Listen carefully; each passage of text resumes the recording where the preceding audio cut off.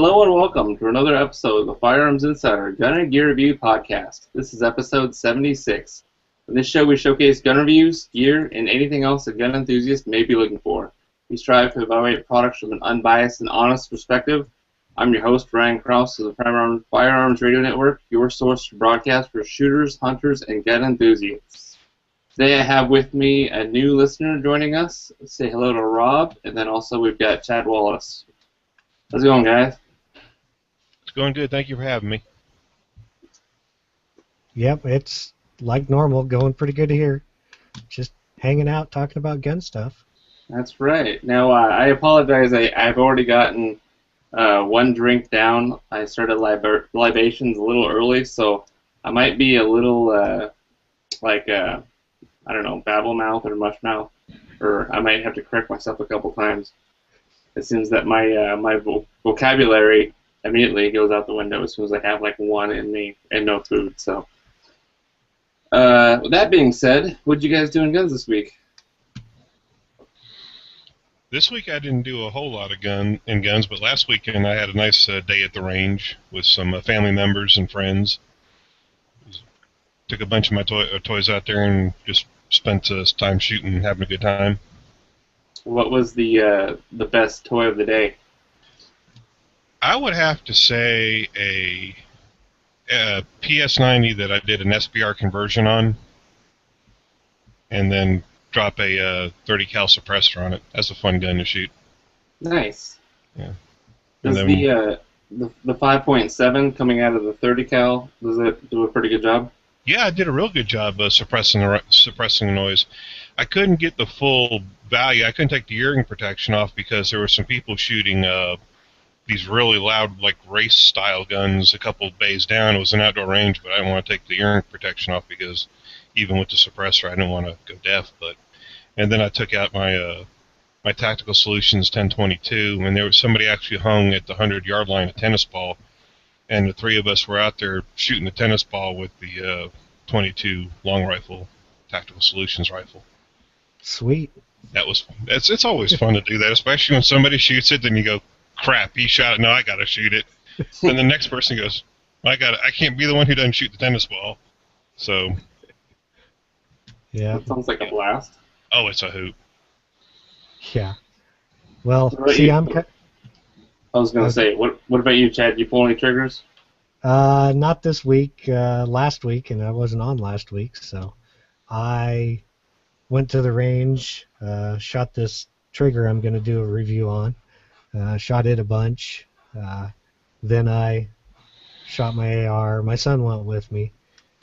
He shot one of the ARs, shot his, well, kind of his, 1911 and 9mm to get ready. He wants to shoot a match this summer, so he's working his way up, so that's what he's been doing. Right on. Yeah, I myself, I went to the range. The beauty of being self-employed. Go to the range first thing in the morning, like 7:30, 7:45. Nobody there, nobody on the line. I get to choose, what lane I want. The only thing is right now it's pretty much windy, like 24/7. It seems like this time of year where I am, it's kind of in a valley, so I had to make sure I got there early enough so the wind wasn't going to throw off my zeroing too much. But I did some reviewing on the multiple impact bullets. I don't know if you guys have seen that yet. If you go to firearmsinsider.tv and you can check out the review I just did, and I also for the first time officially did a video. So I'm pretty proud of myself that I did most of it on one take, and that might be obvious to you if you don't think it's very good quality. But it was a lot of fun, and actually I'm going to be talking about these bullets today, these multiple impact bullets from Advanced Ballistic Concepts. I met them in SHOT Show Vegas this year. Pretty interesting stuff, so we'll be talking about that later. And then I also shot my my 300 Blackout Remington 700, which is a little bit interesting because it's kind of a work in progress, finding out what loads work better. I got the Hornady 110 grain B-Maxes to group pretty well. and then I switched to some subsonics that I had loaded, and not only were they obviously like way low, like almost 20 MOA and 100 yards low, but they're also like way left, which is like trying to figure out, well, what the hell, like is the rifling taking a heavier bullet and throwing it more off to one side? So I'm doing a lot of experimenting on just what bullets are going to work best for me for both, just shooting paper for fun, or for the most part, shooting coyotes is what I want to do with this 300 Blackout, because I get a lot of opportunities from anywhere from 10 to about like 125 yards for shooting some coyotes on a pasture. So I thought the Blackout would be best for that. Obviously I want it to be suppressed so I don't upset any neighbors. But I'm trying to get like the best load so I know to just buy a bunch of those bullets. So just doing a lot of experimenting with that. Also loaded a bunch of 308, like 100 rounds of 308 in just a few hours. So definitely love the RCBS automatic powder charger. That thing is like a godsend. So anyway. So do you does the 300 Blackout, does that kick a lot? No, not at all. It's extremely light. Cool, because I just bought a 300 Blackout rifle and I'm working on getting the suppressor set up for it. Did you already have your tack stamp? Yeah. I had a 30 cal. I had a AAC Cyclone already for my 308, and so it was just a natural thing. I kind of wish it was like a quick disconnect from a muzzle brake, but unthreading it just takes an extra 30 seconds. It's not a big deal, but it works pretty good. 300 Blackout's really. My plan was use it as like kind of a neighborhood coyote caliber, and then also maybe like a blacktail, whitetail, just like not huge mule deer or elk, but just a light deer round that I can give to like my girlfriend or my sister, or like, and eventually, my kid to use as their first, kind of like deer gun. I just think it's interesting that you said it dropped 26 inches at 100 yards when you went subsonic. Oh yeah, that's crazy. Once you get 0 and then you put a sub in there with the cano, it drops a lot. I mean, even with I've got subsonic loads with my 308, so I'll be like dead nut 0, best groups of my life with 168 grain bullets going supersonic, and then I'll throw in some 220 grain round nose, just big old torpedo rounds with I use Trelos in there, and so those will drop almost exactly 20 MOA at 100 yards. So with my scope, I just know that if I'm going for deer and then there's a coyote at 100 yards, I just like throw in the torpedo, is what I call them, and just hold my reticle, hold them on the very bottom, the 20 MOA dash or subtension, and just let it rip. You shot it with the. You were saying. One at a time, guys. You were saying that it was shooting way left or right, one of those? Yeah, like it seemed like the impacts were going almost 4 to 5 inches left. Yeah, when I have the same phenomenon when I try to shoot, and it's not 300 black, but if I shoot like 75 or 77 grain out of an AR with a 1 in 9 twist with one of my rifles, it likes to throw them way left, like we're talking like 6-7 inches, and I don't know if maybe it's just not stabilizing the bullet correctly, but I mean the groups seem to be halfway decent, but it just seems kind of weird to me too, because it does that in one of my rifles, and that was my only guess, was the stabilization's maybe not there, but I don't know anything about the 300 black. Now you said you also put a can on it. I'm just curious, how did the sound? Oh, the sound is the most rewarding thing because it's so quiet. It's really like a nail gun going off something that's pressurized by like a CO2 cartridge. It's just a really nice light pop. Okay, I'm getting jealous now. Beyond hearing safe. Yeah, I mean, I had a 300 Blackout AR pistol at one time with a cigar embrace, and then but the thing is with the gas system and it recoiling in the buffer tube, that was the loudest part, and it would really bother me because that twang seemed like it lasted a lot longer. I've tried putting some listeners sent me like a sleeve that I could shove in there and kind of soak up some of that vibration, but ultimately I got rid of it because I couldn't see the point because it wasn't, even though it was like technically hearing safe, like I could only shoot, maybe 10, 20 rounds before I just got kind of annoyed with the sound that it left, the resonance. So having a bolt gun is definitely nice, but the 700 seems like it has a bunch of issues with how short the round is. It seems like it doesn't fully eject them, also because it's a push feed instead of, it's not like a, I don't know, like a Seiko or an M4 extractor where it holds the round and pushes it in. So like when I'm pulling them out, it seems like only about like 25% of the time it'll actually kick the round out. The other percentage, which happens more often, is it just pulls it out maybe like half an inch and then like, let's go. And so I gotta like drop the floor plate or get in there with my pinky and fish it out. So I'm trying to get that figured out too. So if this is making sense to anybody, obviously I'm going to have my gunsmith take a look at it, but somebody send me an email if they know how to fix it or whatnot. I've already gotten a new extractor from Remington, and that kind of helped, but not really. And then also it seems like when I have the suppressor on there and shooting certain loads, like the Gemtech 185 grain subsonics, those ejected more frequently than, say, the Hornady 110. So those are just some of the difficulties that I've been facing. But anyway, that's enough of me babbling. The announcements, always guests are welcome. Obviously, Rob's come on the show. That's awesome. This is where I really want the podcast to go in the future, is just have a lot more community interaction and listener feedback. And that works best when they actually come on the air and they help talk about some things, so you're not hearing the same three guys kind of rattle on every week. Even though that's not bad, but it helps for variety. Also, we're having a iTunes review giveaway that's ending the end of April, and what we're giving away is this Gunstruction SHOT Show 2015 kind of promo pack. So it has a promo code for the iPhone to download the app for free. It's like $1.99 if you wanted to buy it regularly.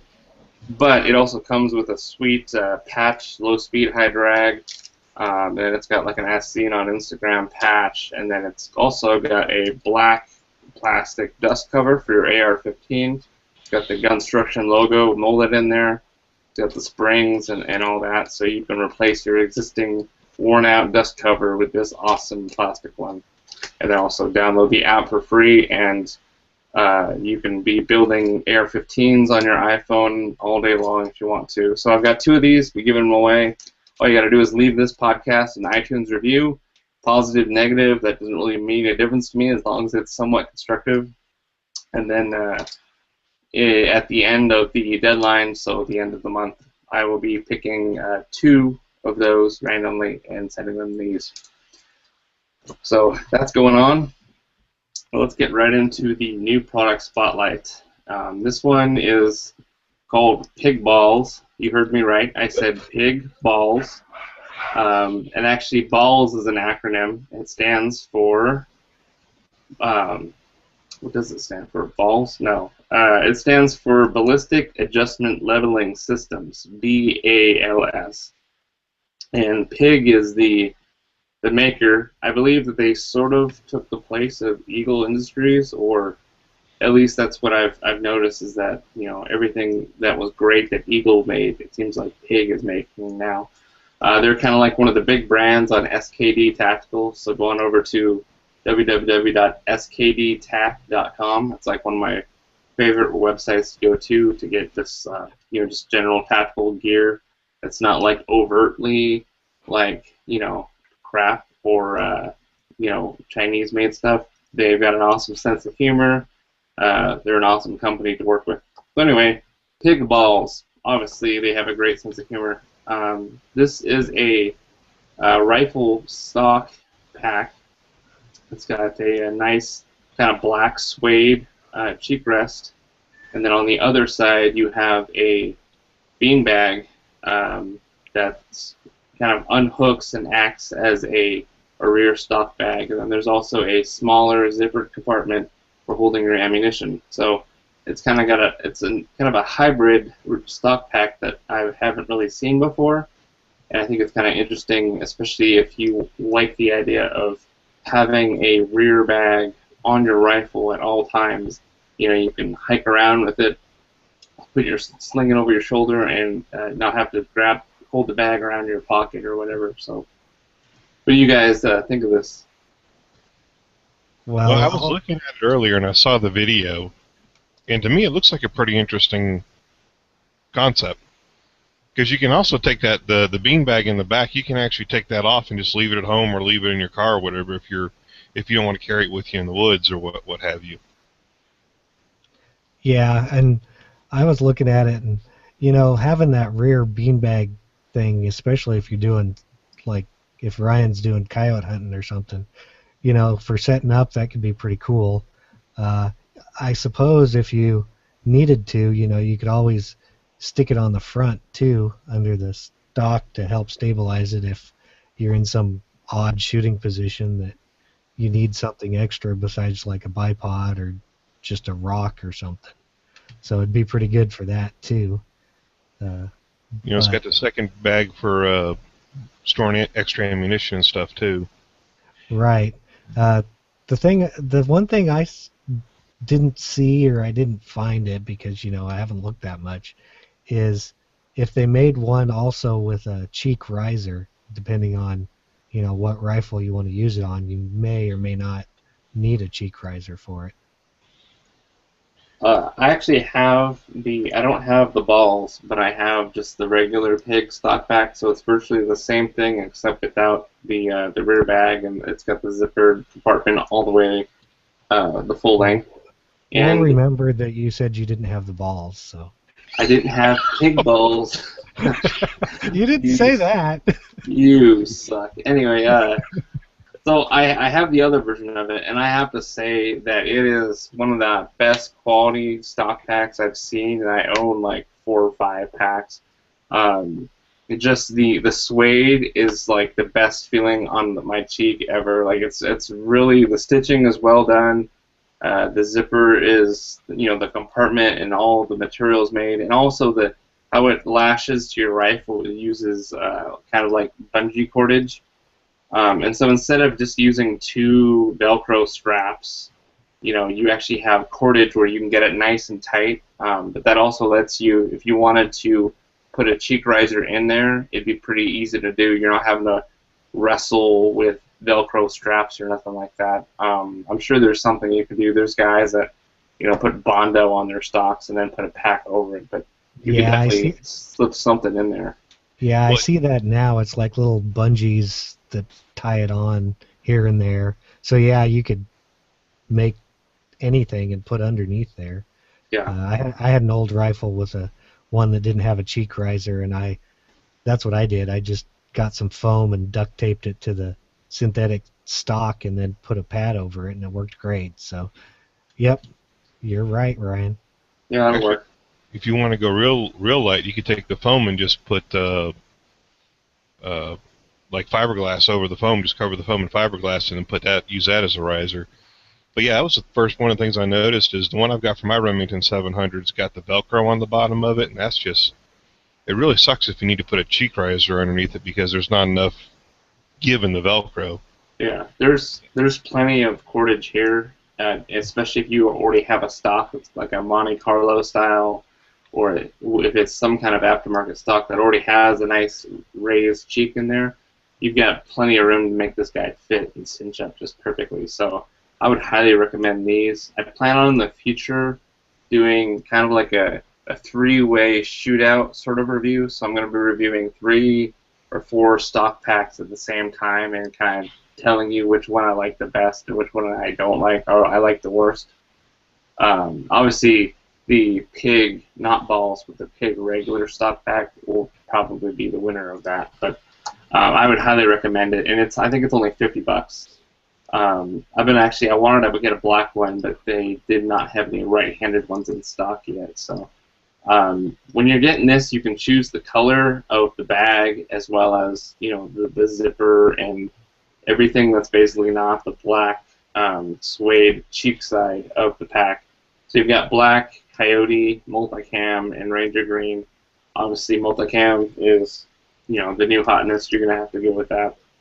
So it's got one layer of integrated foam for kind of to help with the cheek weld. So that might not be enough for you. Yeah, it's made of 1000 denier cordura, and so that's some pretty nice stuff. I got a lot of things made in that. So I would definitely recommend this, especially if you do a lot of shooting, even from a bench, from the hood of your truck, from a proned out position on the concrete at the range. This would be a great product for you to have. And it's kind of built more for the guys that don't want to haul the rifle rest or the your big old fat sandbags. Sandbags, yeah, out into the field. If you want to do some long range shooting and you got to do a half mile to a mile hike to get to the shooting area, this would be great for you to have and keep it nice and clean and simple. So, or if you're like me and you go to an indoor range and you have to pass through, you got to go through the main door, then two doors to get into the range itself. You don't want to haul a bunch of crap with you because going back to the car to get it means you got to go back outside again and go back into the range. Yeah. You like to go in there one trip, shoot, and then leave in one trip. Yep. Now also, if the balls that come with this aren't big enough to your liking, you can actually buy enlarged balls. So I'm not joking. Well, we got to be careful with this. I think we're doing exactly what we're supposed to be doing. We're reporting the facts. That's so right. you can get medium, large, or extra large balls from the SKD website. So just look up enlarged, BALS. The price is $27.99 for the medium, and then you can add $2 to that, so $29.99 for the large. And then you have to add $5. So that would be $32.99 for the extra large balls. And then you can still choose left hand or right hand. Same thing with the actual the pig balls, like stock pack. You can choose if you are righty or lefty. And then you've got all your best seller is the extra large balls. That might be too much balls for me to handle. I promise iTunes, in context, this is completely okay. It's kosher. Yeah. Yeah, they can go look up this, pig balls, and they'll find out what we mean. So yeah, absolutely. That works. Well, what I like is on their website where you do the ordering, they've got color in hand, and right next to it is WTF. Yeah, that means it's hilarious. Yeah. They've just got a great sense of humor. I mean, they send stickers, and on the back of the stickers, there's like Chuck Norris jokes. They're really fun to order from because you always seem to get something funny back. Sweet. Yeah. So if you click on the WTF link, it'll actually let you send them an email like, "Hey, I want black. What the frick? Want the front door? When are you gonna get black in?" So. Anyway, check that out. skdtac.com is the website for that. Go get your balls. This is all going to be in the show notes, right? Yeah, it's all in the show notes. Oh, yeah. And that's at www.firearmsinsider.tv. Look at review, or podcast. You'll see. If you want to find your balls, check the show notes. Yeah, exactly. So the next product does not have any innuendo in it, but you could use balls on it. It's a rifle from Ruger, and I've just kind of been checking their website every now and then because they always seem to have something new. So they've got the Ruger Hawkeye Predator rifle. So they kind of combined two rifles together. They took the gun sight Scout and they combined it with the Hawkeye a little bit. So it's kind of interesting. It's got a Hawkeye matte stainless finish, but it's got the Green Mountain laminate stock and the two-stage adjustable target trigger. So it's kind of nice if you like the Hawkeyes, the M77s, but you like the gun sight stock, it's kind of nice they're introducing that. So you can get it in 6.5 Creedmoor, 308 Winchester, 204 Ruger, 222 250, 223 Remington, 6.5 Creedmoor, or you can get the 308 in a, let's see what's the difference there. The overall length is a little bit shorter. I think the length of pull is different. The barrel lengths go from 24 to 22. Yeah, those bottom $1,100. Yeah, $1,100. The bottom two 6.5 Creedmoor and 308 look like they have a different stock on them. Yeah. So yeah, as Rob pointed out, they're under $1,100, but just about at $1,099. I don't really have any experience with any Hawkeyes. I'm kind of Hawkeyes. I'm a Remington 700 man, so I don't have a lot of experience with these ones. But they've obviously included most of the Predator / like really accurate bench calibers. I mean, I think 6.5 Creedmoor is like getting like a resurgence in popularity these days. The last year and a half, 2 years. So it's always good.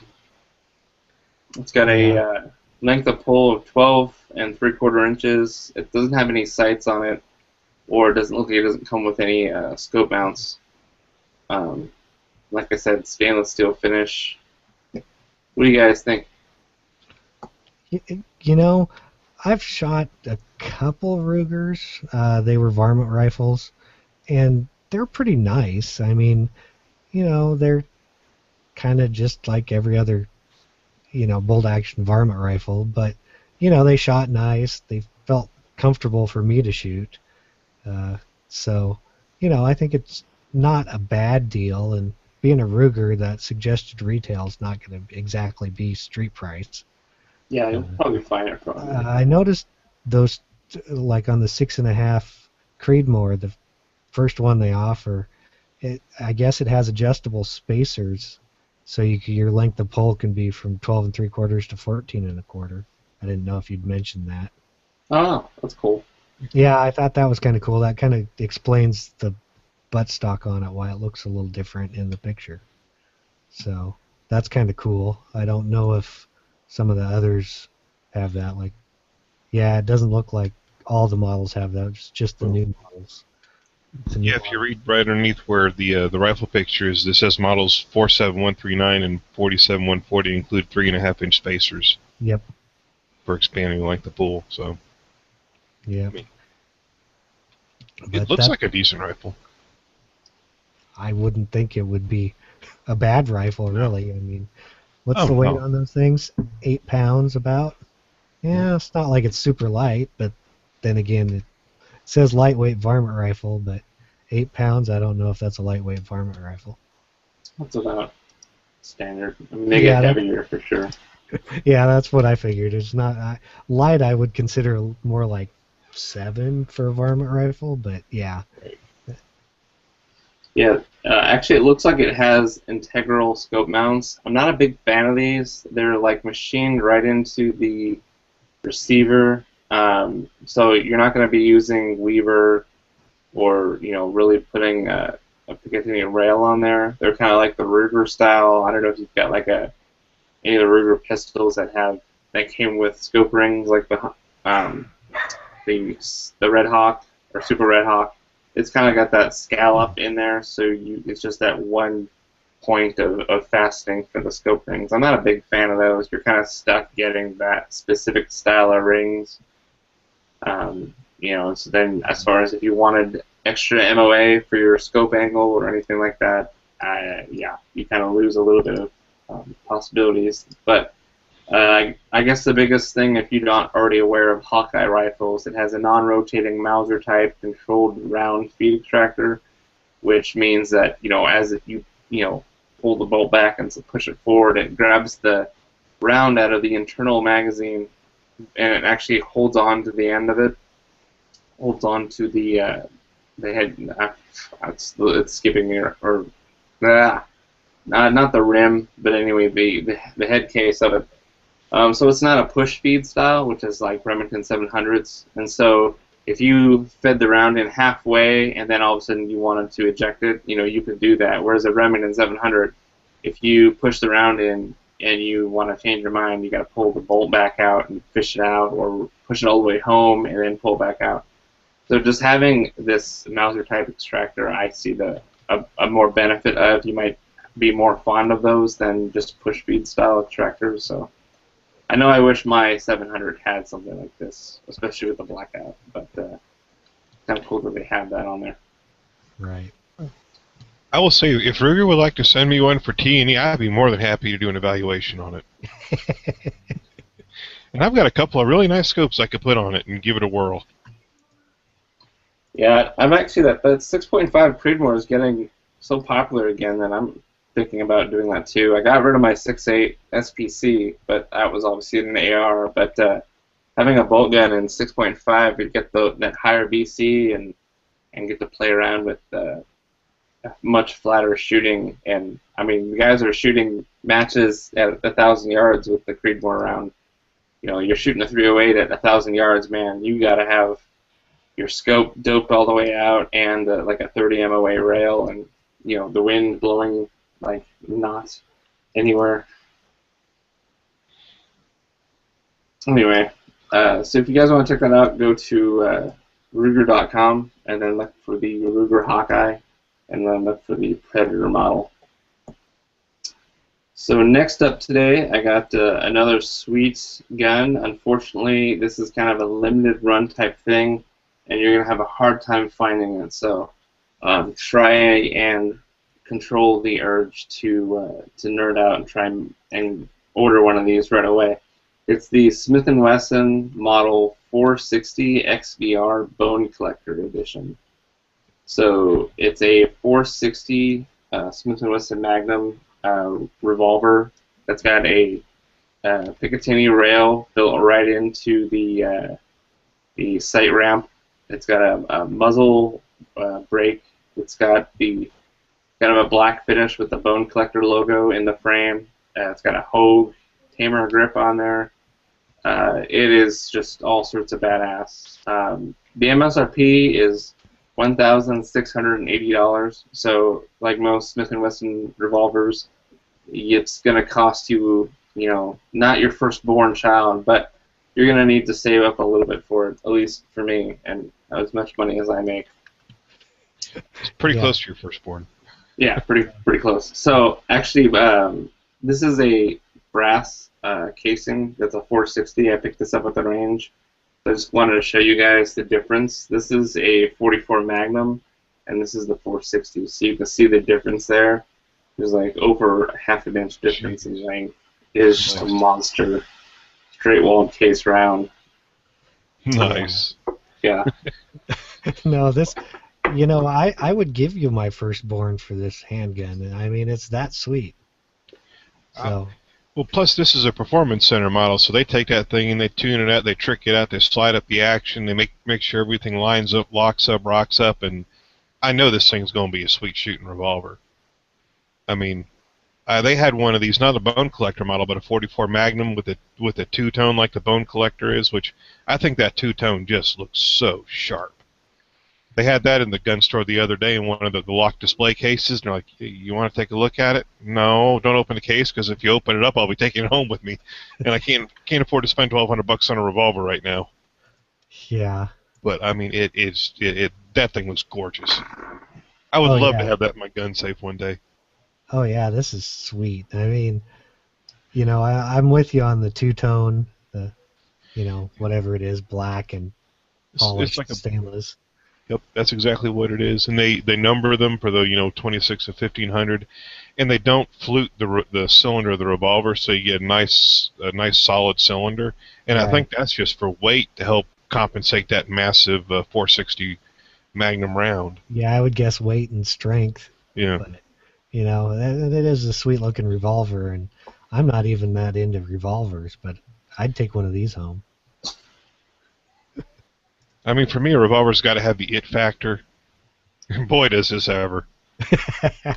I mean, I think it's got even a like a fiber optic front sight on there, but I mean, Yeah. I don't think I'd be staring at the sight shooting it. I think I'd just be shooting that just to shoot the rounds and just too darn giddy while I'm pulling the trigger on that thing. Yep. And that's one of those where if you buy that gun, you complain about the probably $2 a round you're going to spend for ammunition. There's no point in buying the gun. Well, yeah, exactly.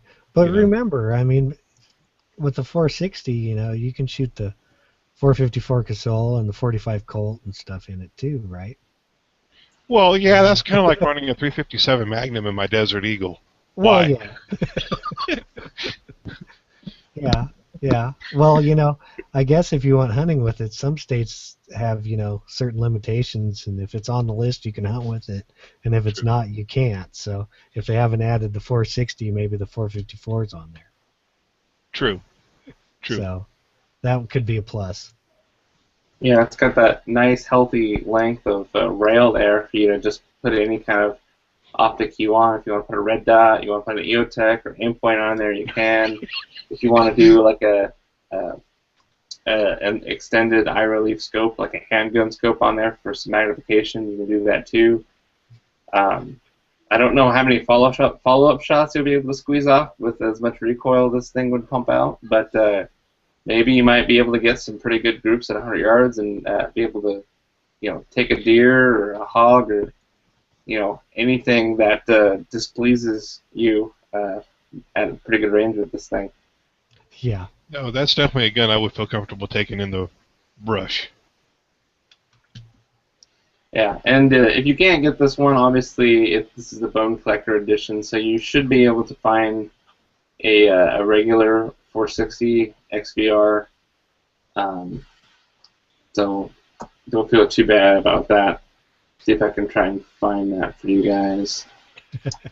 Yeah, they've got them all over their website. And I was looking at it earlier today. The Bone Collector model's only maybe $50 more than the regular model.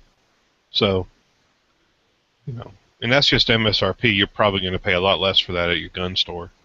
Yeah, they got one that's got scope sling attachments on it. If you want this to be slung around your body, they got one that has a 14-inch barrel and a bipod and like a wicked space age muzzle brake on there. Holy cow!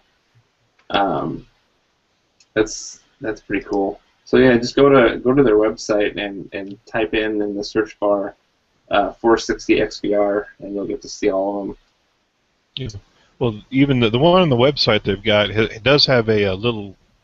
Looks like it's got a drill that area and a hole to put a sling attachment or some kind of maybe a bipod in the front if you wanted to. Yeah. Oh, it's a nice gun. Yeah. And they even have one with a 3.5-inch barrel. Like, who hates their wrists that much that they're like, you know what? I want to shoot a 460 Magnum out of a 3.5-inch barrel because you know what? I feel like I haven't been to the emergency room in a while. Could you imagine concealed carrying a 460 Magnum? That'd be one of those guns you pull out, you cock it, and you go, "Do you really want to mess with me?" Yeah, right. If you miss, you're gonna set the guy's face on fire. Yeah. I'd be afraid of missing because if you miss with that gun, God only knows where that bullet's going to stop. Right. Yeah. This size revolver would go good with that holster you showed last week, the one you wear on your chest. Oh yeah, the Gunfighters Inc. Kenai holster. Yeah. Yeah, this would definitely be bear country caliber that you want to carry with you. But yeah, pretty dope. I thought that was kind of cool. I think there was some buzz about it at SHOT Show. Being that it's a Bone Collector limited edition, a lot of people booing and on over it. I really like the kind of like the slab-sided barrel, and it's got the production number on there, so it'll say 26 of 1,500 on there. So kind of a really nice collector's piece if you can manage to track one down and get one. Yep. So next, you guys have anything else on that? I was going to say, should we go over the specs real quick? Or? Oh, we were kind of ogling that so much. I thought As soon as I stop drilling, yes. Okay. let me just wipe the saliva from my lip, and then we'll talk about the specs. So, Okay. you go ahead. I'll go ahead. Yeah. Well, we all know the caliber and what it is. So it's got a 5-round cylinder. So, you don't get 6, you only get 5. It's your typical single-double action. This limited edition one is a 7.5-inch barrel. And it does have a fiber optic front sight. Like Rob was saying, it says here it's green, adjustable white outline on the rear sight. Though it has the rail, so you can put anything you want on it, like Ryan said.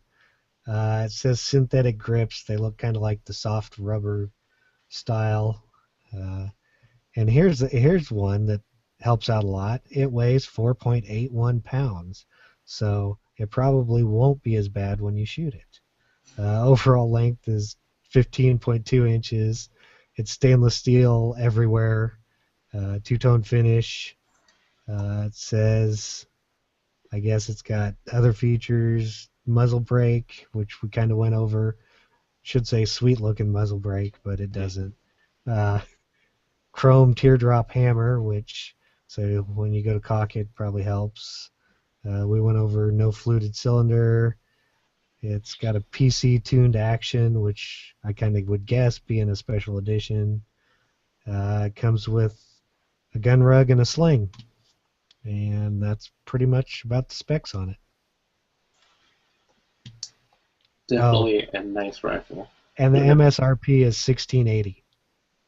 Yep. Did you say and 4.5 pounds? 4.8 pounds. Well, I Almost guess 5. if you ran out of the 5 rounds of ammunition, you could just wipe the crap out of them with it and knock them out. Well, what's it going to weigh with five rounds in it? Like 5.5 pounds? Those things are so huge. But yeah, I'm sorry. Your wife's like, "Oh man, I left the keys in the car." You're like, "Hold on, I got it." Pull it out. We'll tap on the glass. Yeah. So actually, looking at the website, they've got links right next to it where you can purchase it from galleryofguns.com. So you can go to Gallery of Guns and pick your, put in your zip code, and you can buy it and have it sent to an FFL close to you. So let me see if I click on that. Usually Gallery of Guns gives you a quantity of how many they have left in stock. Yeah, the Bone Collector, isn't that a show on the Outdoor Network or something like that? Yeah, it's like a hunting program. Yeah. So actually, clicking on that link, it looks to be broken. It says, "We're sorry, but this item is not available in our system." So it might be too new that they haven't really logged it into their system quite yet. I don't think it's sold out, and so it's not in their system anymore. Because it'd be in there, but it would say 0 in stock. So maybe by the time you hear this, or wait a couple weeks and check again, see if it's on there, or just go down to your FFL and tell them to please take my firstborn and take my wedding ring and order me this right now. Okay, so let's get into the main panel discussion of the Firearms Insider Reviews. What did you bring this week, Chad? Oh, I brought this sweet trigger for a Ruger LCP. I don't know if you can really see it that well. But, so I'm going to do a review on that one. You can always go over to the firearmsinsider.tv to the reviews and check it out, because I'm sure I'll forget something. But I got this in for review. As most people know, the LCPs have crappy triggers. I mean, granted they're a little teeny 380, but you would hope that they would be able to improve the trigger. So, I got this in. It's adjustable for take-up and over travel. So that's a big plus. And it's a nice upgrade. It's a wider trigger face, kind of big improvement there. And a lot of people, including myself, when you would go to shoot it, I don't even know if I can really with the stock trigger, you'd pull it back, and when you'd get about here, it would kind of pinch your finger right down in here, which this trigger does not do.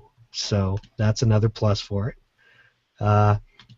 The company RTK says that's because they changed the pivot point to the trigger face relationship, which when I sat it side by side with the stock trigger, I couldn't see anything, but I'll take their word for it. Now, if you're not very mechanically inclined, the installation could be a little overwhelming. You have to completely pretty much strip down your LCP in order to get to the trigger, which I didn't have any problems, but they do. You can go to their website and they have an installation guide, which has tons of pictures and is very helpful. I pretty much sat by the computer and did it. So it's not terrible. It did take me a couple tries to put it back together because you have to hold one of the hammer pieces back and then kind of slide it all together. But that only added an extra 5 minutes, and it was probably 20 minutes to do the rest of it. So that was a good thing. The one thing it does not do, it doesn't change any of the springs, so the trigger pull is theoretically about the same. I couldn't find my trigger pull gauge. I haven't seen it in a couple years, so I don't have actual before and after. But with the adjustments, it makes it, I will show this here. It's empty for you guys. You can take it, I'm going to show it this way because it's easier. And basically it's got a little creep at the beginning, and then you take it back, and then right at the end it'll fire. You probably heard it. And then you bring it back, and if you bring it back, it basically resets right where it's adjusted, and just a little bit. And it has both an Allen screw on the back side for adjusting the stop, and then it has one, I don't even know if you can actually see it on here, but in the pictures, there's one up under here to limit the travel as it comes out. So that's a big help. So in a sense, it shortened the trigger, I'm guessing, 1/4 of an inch of overall travel. It does feel tremendously better, even though, like I said, it's still a heavy trigger pull, but it doesn't pinch. Your finger slides better on the aluminum trigger that it is. The only I didn't like, which is probably a function of the gun and maybe the manufacturing, is to get an Allen wrench into both of these places to adjust it is really kind of odd, because you got a trigger guard in the way, so you really need like a Allen ball driver, and it uses a 50 thousandths driver, which one of the things that I thought was kind of strange was it didn't come with an Allen wrench to adjust it. It did, however, come with a new trigger pin, which, if you've never taken an LCP apart, you probably have no idea what the trigger pin is. It's basically a pin that drops through and is what the trigger actually pulls on. So you got that. But like I said, it's quite a bit smoother. Didn't have the Allen wrench with it. What you do after you get it all adjusted, you want to back the screws out 2 full turns, put some thread locker on them, and put them back in the 2 turns so that they'll stay, not have any problems with that. Go over some of this. The target market is going to be people with a Ruger LCP, or maybe concealed carriers who want a better trigger in it. It's an improved trigger, is its claim to fame. Features and benefits: it's adjustable for pre-travel, over-travel. It's pretty stylish looking. It is available in a bunch of different colors. The trigger feels improved because it changes the trigger pivot point. The other colors that you can get, I got the red one. You get your basic black. You can get a hot pink. You can get a gray, and you can get one called bright, which is basically black with polished sides, and then one that they call milled, which is basically just your silver aluminum color. And I could not find any other reviews on this trigger, amazingly enough.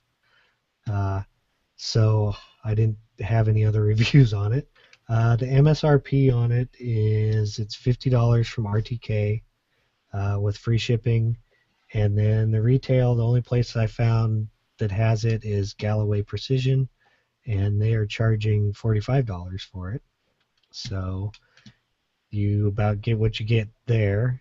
If you need it now, you're going to have to wait for it to ship to you. The pros, it's got a better feel.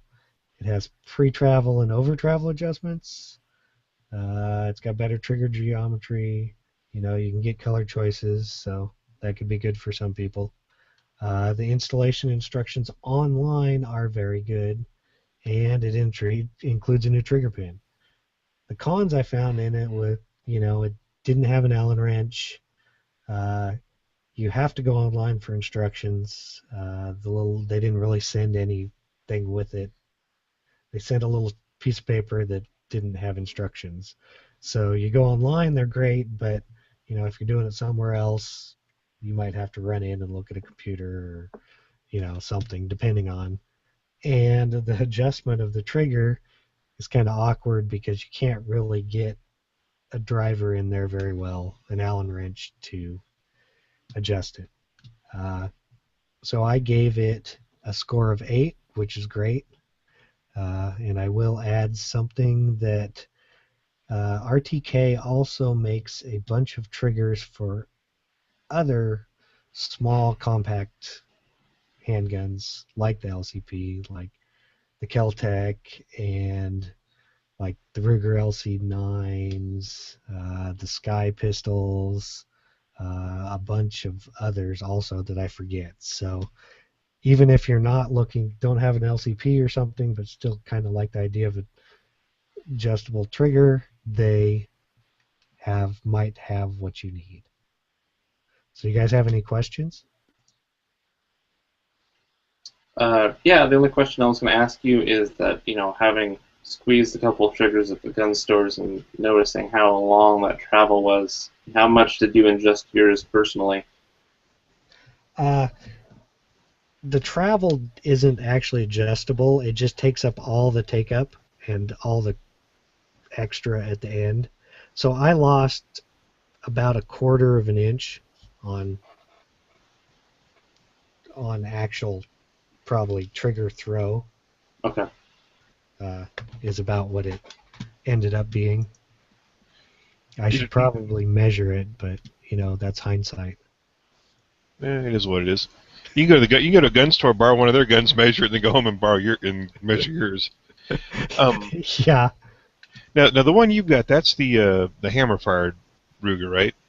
Yes, because Ruger has not decided to make the LCP in a striker-fired version yet. Well, yeah, I was poking around the website, the RTK website, and I noticed they make a trigger for the LC9. Yes. And I'm gonna assume the trigger assembly would be different on the 9 than the 9S. Yes, and I do know that on the LCPs there's 2 different styles, and they differentiate between the serial number if it has a dash or not. So they have 2 separate triggers for that. Yeah. So the LC9, I think right now, are the hammer-fired ones. I would expect them to make one, or maybe the trigger geometry is the same. So for the striker-fired one, it might be the same trigger, right?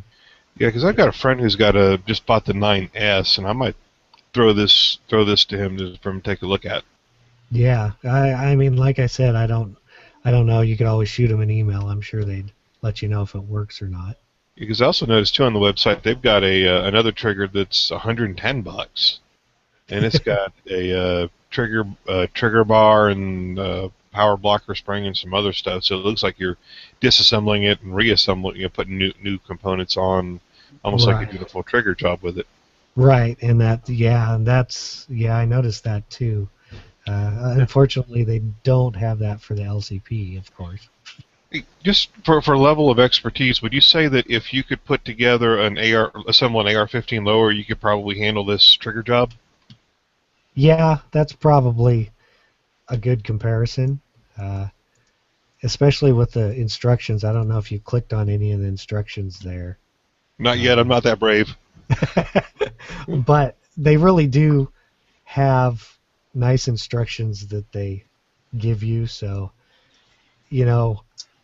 it makes it easier. Basically, they show you step by step what you have to do, and like I said, the installation was probably, when I went to go back put it back together, was the hardest part, and it was just because you have to kind of hold this one the hammer block forward while you shove the whole trigger assembly, the whole basically assembly piece in. But yeah, I figure if you can assemble an AR lower, you could probably do this without too much trouble. And you decided to not get the hot pink version. Why?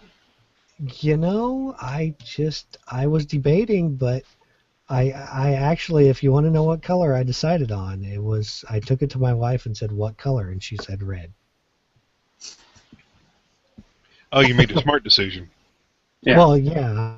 I mean, she would never shoot this gun, but hey. I figured if she liked the color of the trigger, then that's fine with me. Right on. Yeah, I just watched a video of James Yeager showing off his wife's rifle, and it's an AR-15, and he asked her, what kind of rifle do you want? She said, I want a black and red rifle, or I want a red and black rifle. And so he kind of took a basic one, parted it together, and then it was like black and had some red accents on it. Whether he painted the rail ladders red or whatnot, but it was primarily black with some red accents. And she goes, you know what? No, I don't want this. I said I wanted a red and black rifle. That's a black and red rifle. And so he was like, what's the difference? And so he actually made her a second one, and he actually had the receiver Cerakoted in like a nice red, and it had a black or a red Cerakoted rail with black ladders on it. And actually, it's a pretty sexy rifle. But that's interesting that you asked your wife if she gave you her color preference on there. So, right on. You got to keep them happy too. They didn't have Firearms Insider Orange, so I couldn't get in. Yeah, I know. Welcome to my world. So what I'm going to be reviewing today are multiple impact bullets. These are pretty interesting. There's a lot of controversy of people kind of looking at the concept and going, well, no thanks, I'm going to stick with my hollow points or my buckshot for self-defense. So what you have to do is kind of come at it with an open mind and understand why these were invented and what kind of the goal was. So basically, just to give you a little bit of a short story, the two owners of the company, Advanced Ballistic Concepts, are brothers. So one of the brothers, I believe it's their last name is Kuchman. They were out I think in Colorado is where they're based out of, and he was on kind of like a camping trip. He had a rifle. They must have been doing some plinking. Anyway, they came across a grouse, which are they called them mountain chickens, but he didn't want to shoot with his rifle, obviously, because that never ends well. But he had his sidearm, his 9mm pistol, and he was going to take a shot at said grouse with the pistol. And the lore does not say whether he actually got it or not, but it kind of kick-started this idea in his head. He's like, how come nobody's invented a pistol round that has a spread kind of like a shotgun, but it's not like a weak snake shot like CCI has out there. Something that just gives you some segments of kind of a higher hit probability. So he was kind of kicking that around in his head, and then I guess his house was broken into, which kind of started him along this journey of taking his concealed weapon classes and some self-defense classes around firearms, pistol classes. And so I guess in a class, they kind of, depending on who's teaching it and how exaggerated they tell you certain statistics are. But I guess there's a statistic floating around there that like law enforcement shots fired is somewhere in the range of like 90% are misses, so like only like a 10 to 20% accuracy, maybe 10 to 15%. Very low average of shots fired and misses are high, hits are low. So anyway, that kind of kickstarted his idea of inventing a round that gives you a controlled radial spread and gives you a higher hit probability. So if you're in the heat of a moment, some guy jumps you or ambushes you, and you don't have time to get a proper presentation of the firearm and a good sight picture and squeeze the trigger center mass, you only have to draw and point shoot, maybe from the hip, maybe from right out of the holster. A bullet that gives you a kind of extra chances to hit them in center mass and stop the threat.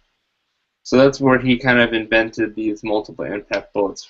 So they come in 3 different varieties, and they're kind of color coded. So anything that's got a red color on the box, so this is a box of 12 gauge, this was a 5-pack, and this is a box of 45 ACP, this was a 10-pack.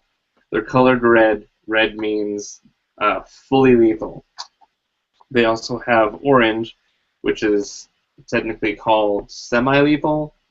They've also got kind of like code names. So semi-lethal is AKA the stunner, and then the red fully lethal is called the stopper.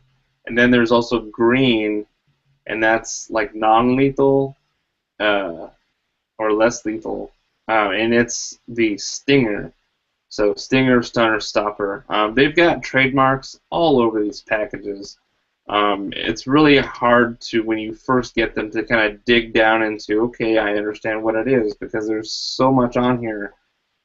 I already talked to them and I said, maybe you could kind of like weed down and get some hierarchy in your marketing versus what these things are. So basically, for short, I'm just going to call these MI bullets, multiple impact bullets. So this is the 45 ACP version of the fully lethal. That's what they sent me. Luckily, they did not send me anything that was non-lethal, because I had way too many friends that were willing to shoot me. Like I didn't know what I was getting from them. I just knew they were sending me a box to try out, or a couple of boxes. And I asked a couple of my close friends, hey, I might be getting some non-lethal ammunition. Would you be willing to shoot me? And almost all of them said yes, like without hesitating. So I'm almost glad that they didn't send me anything with a green box. You have got some good friends. Yeah, right? They're like, yeah, I'll do it. So anyway, the 45 ACP, what it is, it's like a segmented sabot or sabot, however you want to call that, sabot, that guides a core down, except these 3 segments fully separate from each other, and they're tethered together. So as this bullet is spinning in the barrel, it's getting the centrifugal forces, it leaves the muzzle, and then all these pieces, these segments, and the core are held together by kind of a very thin, fibrous string. It took quite a bit of work for me to, obviously I pulled the bullets to get some the cores and stuff out to take pictures for the review. So here's the core of the 45 ACP. It's kind of more just like one piece of buckshot. I didn't measure if it was exactly identical to buckshot, but just a little, pellet like that. So then it's got 3 petals that are segmented and tethered together. Let me get these pieces for you. So anyway, as it leaves the barrel, the friction causes that thin, fibrous lashing to come apart. And so as it leaves the barrel, they rapidly spread out. And so that was kind of the thing, is buckshot kind of takes some travel in order to fully, spread out, whereas this spreads out kind of more quickly and in a controlled fashion. And it doesn't spread out too far to the point where you're going to just blatantly miss, A lot of times you'll take a shot at a duck and all your shot will just go around the duck, kind of like there's a duck-shaped hole in the middle of your shot. So this kind of counteracts that. I'm fidgeting with these because I hung them on my bulletin board and they're all stuck together now. I've got a 12-gauge tethers to show you too, and it got kind of tangled in the 45. So I'm going to be trying to untangle these tethers like an amateur here while I'm talking. So it's loaded in just some top brass casings.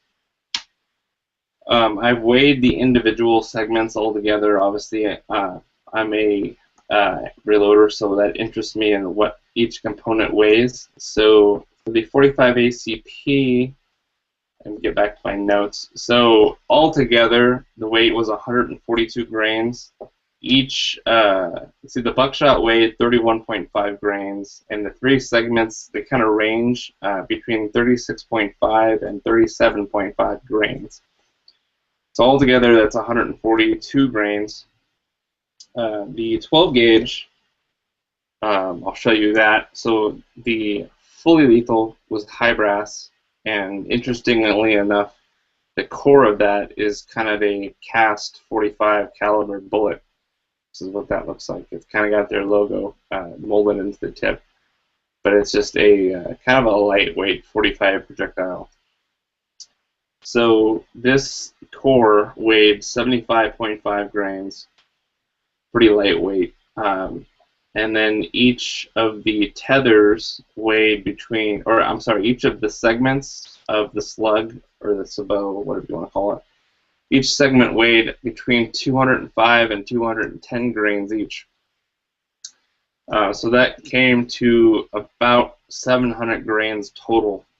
So it was actually pretty substantial. I'm much more impressed with the 12 gauge than I am the 45 for penetration and power. A lot of people, they are looking at this going, well, this is supposed to stop the threat. This is supposed to penetrate outer clothing, penetrate the soft tissue, and get into the the center mass and affect the nervous system and stop the threat like any hollow point is. How are three pedals that are lightweight, and obviously this is kind of decelerating. I didn't shoot this through a chronograph because I didn't want to risk the chance of these tethers getting wrapped around and just ripping the whole chronograph assembly apart. So I didn't accurately measure the velocity on these, unfortunately. But the whole premise is that you're kind of sacrificing penetration for, if you miss, it don't matter what bullet you had, a gold dot, a spear, a Remington, a Hydroshock. If you miss the target, that bullet's not going to do you any good. But with this, the 45 ACP, for instance, gives you a advertised 14-inch spread. That's the maximum spread. So if you miss somebody by 7 inches, at the core axis of that Y that's rotating toward the target, you're going to clip them anyway. That clipping, whether or not it's effectively going to stop them, is kind of up for debate, but it'll allow you to hit them. And then, so if you were to stack these, maybe if you're doing the semi-lethal or non-lethal, if you're in law enforcement, gives you a higher percentage of hitting the offender, and you're not really trying to kill them, so I can see the merits there. If you're trying to stop the threat with maximum lethality, I'm kind of not convinced that the 45 ACP tethers, I cannot get this untangled, guys, I'm sorry. I'm going to have to show it to you in this bird nest I got going on here. So here's the segments. They're pretty light. They basically, make up, it's like a slug that's cut into thirds, and then the center supports the core of this little buckshot. And then the same premise goes for the 12 gauge. I'll show you what the segments look like on those. So these are about the 200 plus and change grains, and then I dropped the bullet for that. So anyway, so I did some tests at the range, just shooting at paper at a couple different yardages, just to see how much of that spread. The 12 gauge, they say that you need a rifled barrel so that it imparts spin on the slug as it's leaving the barrel. You know, the segments do have a little bit of rifling.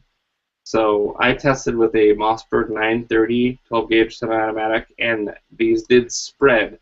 So obviously the rifling that's already molded into each segment did impart enough of a spin in order to get it to come apart and to spread. And I was quite impressed. I thought, oh man, I don't have a rifled barrel. None of my friends have a rifled barrel I could borrow. I'm just going to shoot it anyway. And I was actually surprised with the results. An 18.5-inch barrel, it still spread pretty well. So looking back on my notes here, it's been a long week, but the 12 gauge spread was pretty consistent. The advertised spread is 24 inches. I think I had more like 18 to 20 at the longest. Unfortunately, the segments didn't spread equally into the paper target, so I had one tether that spread almost about 20 inches, and then I had two other tethers that were kind of a little bit shorter. So as this thing's spinning and these segments are kind of gravitating or orbiting farther away from the center axis, you know, they kind of reach their maximum length on the string, and then it kind of springs them. They compress more inward toward the axis, but as it's still spinning, they're still spreading out. So the radial spread kind of fluctuates as it's traveling, but as you know, it should reach a greater than about 10-inch spread overall. It's just going to fluctuate a little bit as it's going down range. So as I shot kind of close up, I shot like at 10 feet with my first shot, and it, you know, kind of barely spread out to the size of a softball. So then I backed up more, and then it spread out much more like it was advertised. I've seen some different reviews, like Demolition Ranch and the Military Arms channel on YouTube. They've done kind of range tests with this ammunition as well. And Demolition Ranch, which you guys should check out that channel, it's hilarious and a pretty good show. He actually had some beating issues in his HK-45, so he was a little bit concerned on, you know, it says 99.9 compatibility with 45 caliber firearms, you know, and it just doesn't seem to be working in his HK, which he kind of found as kind of unlikely. I tried in my Ruger 1911, and it worked just great. And then also it seemed like Military Arms channel, Mac didn't really have, Tim didn't have issues feeding in his firearm either. I forget what pistol he was using. And then the 12 gauge cycled great. My Mossberg is, you know, kind of broken in, but even the low brass, which I forgot to mention, that the semi-lethal kind of kill you less dead. Kind of like, I don't know how it can be semi-lethal. It's like being semi-pregnant. Like it is lethal. It's not lethal. But anyway, it was low brass, and low brass, you know, kind of has a history of not cycling well in Mossberg 930s. It cycled just fine. So I didn't have any feeding or cycling issues whatsoever. One thing to note is that the center slug does protrude out of the shell a little bit in the 12 gauges. So if you want to just load your tube completely with these things, there's a chance that you're going to lose some capacity. If you take like 4 or 5 of these and you add them up, it might prevent you from getting the additional one in there. So it might cost you one shot in capacity because of this extra little protrusion here. I don't have something that runs with box magazines, so I actually don't know if this is incompatible with like a Sega magazine. I assume it would be, because it's only protruding out like, you know, 1/8 of an inch to 1/4 of an inch, more like 1/8. So yeah, I went to the range. I shot paper. Had pretty good results. Was pretty pleased with the spread. Obviously, I took pictures. You can see it on the website, firearmsinsider.tv. If I had missed, you know, the core axis, obviously the core of the projectiles, they don't stay true. So you'll kind of see, if you're shooting paper, the line will go completely through the paper, so you'll kind of see like a nice wide slice in the paper. But the slug is going to be somewhere off the center. Obviously, it's not really staying true. This Sabo is kind of guiding it, but like for instance, the 12 gauge shot, the core of it was off maybe like 1.5 inches to the left of the center axis of that tether string, and then the 45, this blue buckshot, was kind of low and a little bit left as well of the center axis. So I'm not really, this I don't really expect to do a whole lot to somebody. It's just kind of there. Going on, I brought some what I called Firearms Radio Network interns. I got some foam heads from Hobby Lobby, which cost $10 a piece. So foam must be going up these days as far as the commodity. But anyway, I kind of dressed them up all goofy, had some fun with it, and I shot them. So we had Bobby Bluebeard. He kind of had blue Smurf eyebrows and a beard and a bandana and some aviator sunglasses, which came out unscathed. And then I had Mr. Pink, who had some interesting facial features drawn on, and then kind of like a goofy bargain bin hat that I had found at Hobby Lobby. I put on him. So I shot both these guys. I shot Mr. Pink with the 12 gauge first. And I did get, was kind of interesting, I spray painted the foam so that any kind of damage that the skin received would show up as bright white underneath. So kind of really nice, just easy to see where I had hit. When that string hit the face, it kind of makes a visible laceration. I'm not sure how much that actually does to skin. I obviously didn't have any long pig or any ballistics medium or human analog to try, so this is just what I ended up using. But I looked like I got a glancing blow off Mr. Pink's temple, which was kind of more like a grazing flesh wound. However, a segment nailed him right in the forehead, right dead center in that little skull cap he's got, and it blew out the back. So those tethers that hold these slugs together, in case you're curious, when they meet resistance, they separate from the segments. So don't imagine them all going into the chest of somebody and the string staying attached. So when they take the perp to the emergency room, they just grab the tethers and yank all the pieces out. It doesn't work like that. These tethers, at least the 12 gauge ones, it's pretty robust string. It's got kind of a nice tensile strength to it. However, the way it's incorporated into these it's alloy. I think it's like zinc lead alloy. I don't remember if these are lead free or not. I know it's probably got some alloy materials in there. But when it encounters resistance, the tether breaks off. So I found the tethers, in the dirt with no lead attached. I did recover these, and then obviously there was a bunch of tethers kind of woven into the cardboard backing of the paper target, but no lead to be found. And then another interesting thing is when I shot Bobby Bluebeard with the 45 ACP, I got a shot that the tethers kind of went right over each side, past his face, but there was kind of a straight line laceration right across the bridge of his nose.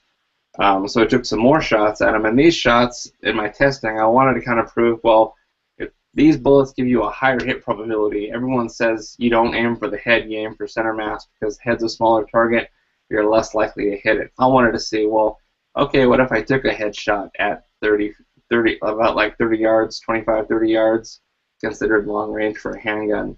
Obviously I'm going to miss the head probably, human error, but do I have a chance to hit them still with these segments? So that was kind of the premise for my test. Not very scientific, but with some additional shots, I did get them to kind of wrap around his neck and actually embed in the back of his neck, kind of where his spine would be. And they're embedded in there pretty good. So it's kind of interesting. It's kind of got like a Bola effect. I didn't say Ebola. I said Bola, like Bolo. I don't know how you pronounce it, but the thing that's got kind of like grape shot attached to a string, and you throw it at a running animal and it ties around their legs. Kind of similar to that, and it wrapped around his neck and then embedded in the back. So it was kind of interesting that happened. So that's the testing that I did. I think that I'm really interested in if they further develop this into a hunting round, meaning if they maybe added more segments instead of just 3, maybe they made it 4 or 5 segments and shorten the string a little bit. You know, if you're aiming for a grouse or a rabbit, you know, maybe 14-inch spread is enough, but you know, it would wrap around the animal or give you a better chance of, you know, hitting them in the head and then also ensnaring them. I'd be interested to see that. You might think that's kind of inhumane, and why don't you just shoot in the head, you know, if you're a crack shot. But I think that there might be some interesting, like, small game applications that this could have. But as far as defense goes, I'm not completely sold, at least on the handgun caliber. Yes, what would have been a glaring miss or a glancing miss with your Hydroshock, you're going to get a hit with this. Whether or not that's going to penetrate deep enough to stop them with such lightweight segments, I don't really think it's going to, you know, stop them as much as if you hit them dead on with the hollow point. Obviously, they're still doing some testing. There's a lot of charts and diagrams and 3D renderings showing how this performs. I think that the 12 gauge is awesome. I think that these 200 grain segments have enough payload, each of them, so that there's enough kinetic energy that I see them being pretty darn efficient. You know, it's kind of like a slug and a buckshot combined. You get a little extra shot with these segments, but they've got enough heft to them that they would do some damage to soft tissue for sure. The handgun caliber, I'm not so much sure. 45 being obviously the heavier of the semi-automatic handgun calibers, I'm even kind of less hopeful for like the 9mm version that I'm sure they're working on. You know, you've got even a lighter weight projectile, so each segment's going to be even lighter weight.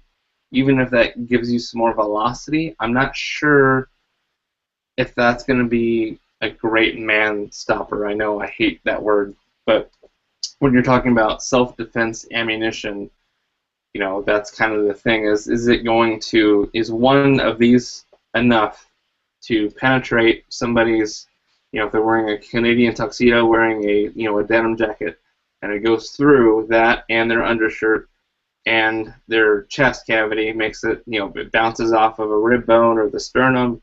Is it enough to stop them, or is it just going to be like, you know, hitting them with a ricochet of a 22 round? You know, it's kind of like, you know, no matter how you cut it, I'm not sure the physics are really there to stop somebody when we think about how you're going to effectively stop somebody with a bullet. Yeah, you could stop somebody with a 22 long rifle with shot placement, but shot placement's kind of a little bit random with this stuff because you're not definitely hitting them in the right spot with precision. So there's kind of a lot of variables involved, but it's a very interesting concept that I was glad that I was able to test out for you guys.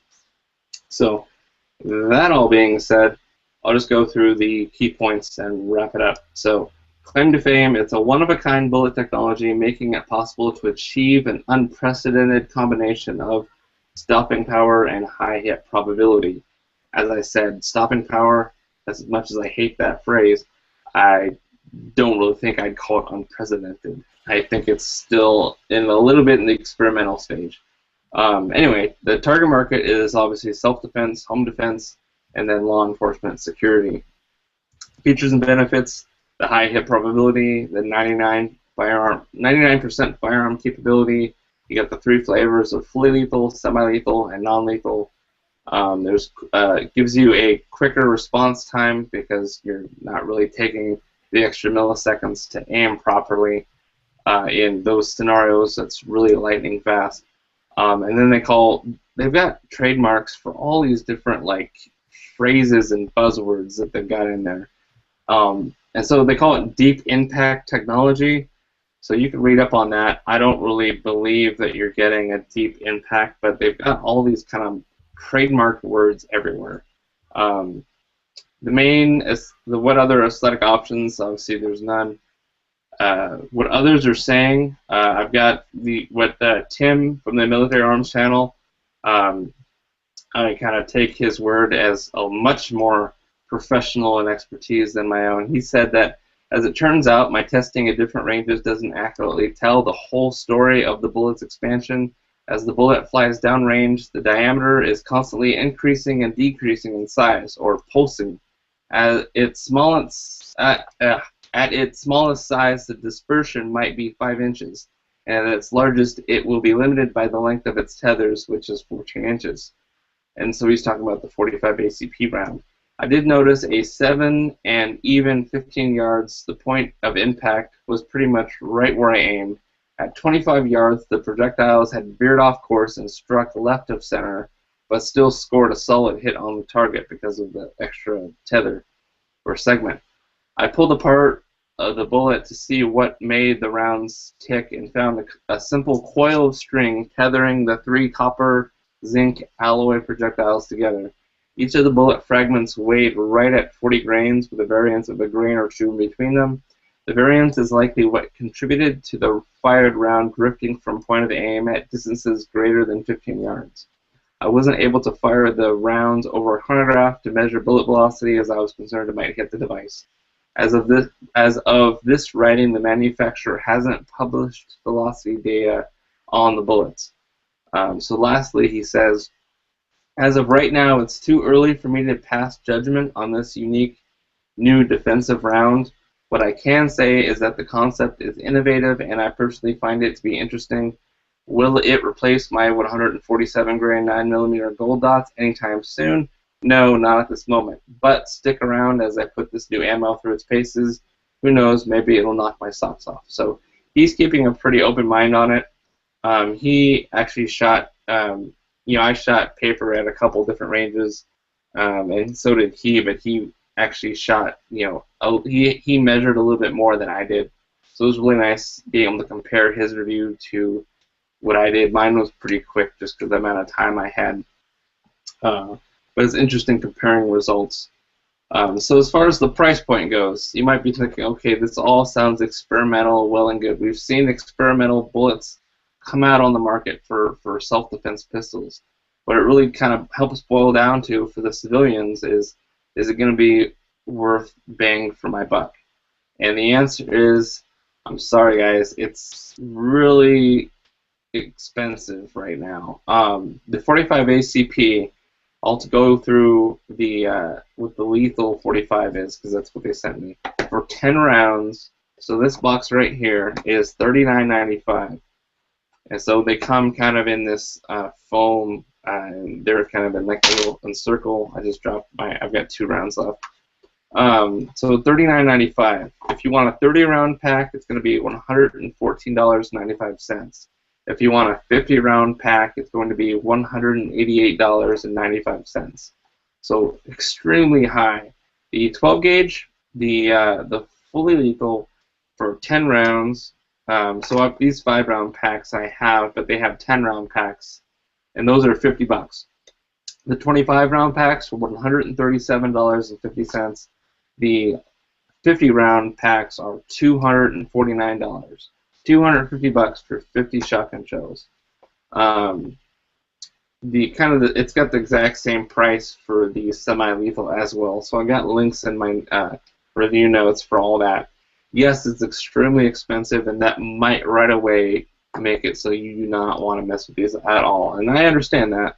I don't see myself purchasing very many more of these until I see some more other reviews, or they iron out some other calibers and they kind of optimize it to. I don't have enough proof. I'm waiting for someone to actually shoot this into like true human analog ballistic gelatin, like TN Outdoors 9. He's a YouTuber. That would be a great guy to see these bullets performing in a soft tissue analog. I have yet to see that yet. That would kind of help me form a better opinion on how well these do. I wanted to go to the butcher and get like an actual pig and shoot, but not only would my range freak out if I brought like a dead pig to hang at the pistol bay, but it'd also be really expensive and kind of a waste of some good pork. So I didn't do that, and I went with foam heads. I'm sorry, guys. Maybe next time. So if you need it now, it's available on mibullet.com. and they've actually got a couple dealers right now. But I think there's the dealer that I looked at. He had kind of quite a bit of a markup, so I'd buy it right from mibullet.com because they've got kind of a better rate. So overall rating, I'm going to rate these as 7.0 as good because I was quite interested in them. They performed well on the gun. The concept is there. I'd like to see it fleshed out a little bit more and have some more evidence to back it up, other than just these trademark buzzwords that they have out there for marketing. I mean, they've got like smart stack. So if you're a cop and you want to stack this in your magazine so that like the first bullet is a semi-lethal multiple impact bullet, and then you've got a hollow point but underneath that, and then you've got another MI bullet underneath that, kind of stacking them so that when you are engaging somebody, you know, you can shoot them with the multiple impact bullet, you know, if it's a quick reaction type thing, and then it gives you the extra time to fully get good sight picture, and if there's still a threat, engage with the hollow point. But they've got all these words out there that have a trademark on them, and I just found it very, I don't know, I want to say gimmicky, but I feel like there's a better word out there.